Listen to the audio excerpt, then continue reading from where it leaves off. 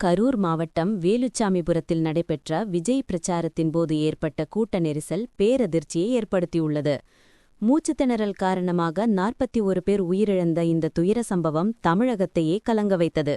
பலர் காயமடைந்து சிகிச்சை பெற்று வீடு திரும்பியுள்ளனர். இந்த சம்பவம் தொடர்பாக சென்னை உயர்நீதிமன்றம் மற்றும் மதுரை கிளை நீதிமன்றம் வழக்குகளை விசாரித்து வருகிறது. சிபிஐ விசாரணைக்காக தாக்கல் செய்யப்பட்ட மனுக்கள் தள்ளுபடி செய்யப்பட்டுள்ளன.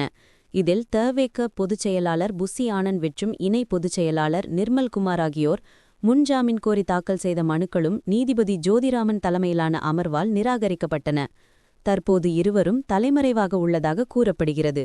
அவர்கள் உச்சநீதிமன்றத்தில் மேல்முறையீடு செய்துள்ள நிலையில் ஜாமீன் வழங்கப்படுமா என்பது இன்னும் உறுதியாக தெரியவில்லை.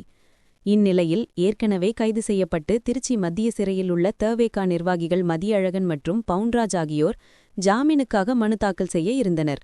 ஆனால் புஸ்ஸி ஆனந்த் மனுவுக்கான உச்ச நீதிமன்ற தீர்ப்புக்காக காத்திருக்க முடிவு செய்துள்ளனர். இதேவேளை சமூக வலைதளங்களில் நீதிபதிகள் குறித்து அவதூறு பரப்பியதாக குற்றம் சாட்டப்பட்ட தவேக தொண்டர்கள் 3 இன்று அக்டோபர் 6 கைது செய்யப்பட்டனர். பின்னர் அவர்கள் நீதிபதிகளிடம் மன்னிப்பு கேட்டு வீடியோ வெளியிட்டனர். இதனால் கரூரில் நிலவும் பரபரப்பு மேலும் அதிகரித்துள்ளது. இந்த சூழலில் மக்கள் நீதி மய்யம் தலைவர் மற்றும் மக்களவை உறுப்பினரான கமல்ஹாசன் கரூர் சென்று பாதிக்கப்பட்ட குடும்பங்களை நேரில் சந்தித்தார். முன்னாள் அமைச்சர் செந்தில் பாலாஜியுடன் கோவையிலிருந்து கரூர் சென்ற அவர் நிகழ்வு நடைபெற்ற இடத்தை பார்வையிட்டு அங்குள்ள சூழ்நிலைகளை ஆய்வு செய்தார்.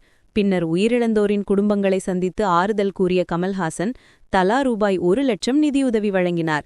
அவர்களின் துயரத்தில் துணையாக இருப்பதாக உறுதியளித்தார். இதே நேரத்தில் தவேக தலைவர் விஜய் இதுவரை சம்பவ இடத்திற்கு வராதது குறித்து மக்கள் மற்றும் அரசியல் வட்டாரங்களில் அதிருப்தி நிலவுகிறது. பல்வேறு கட்சித் தலைவர்கள் நேரில் சென்று ஆறுதல் தெரிவித்துக் கொண்டிருக்க கரூர் மக்களின் மனதில் இன்னும் துயரத்தின் நிழல் நீங்காமல் உள்ளது.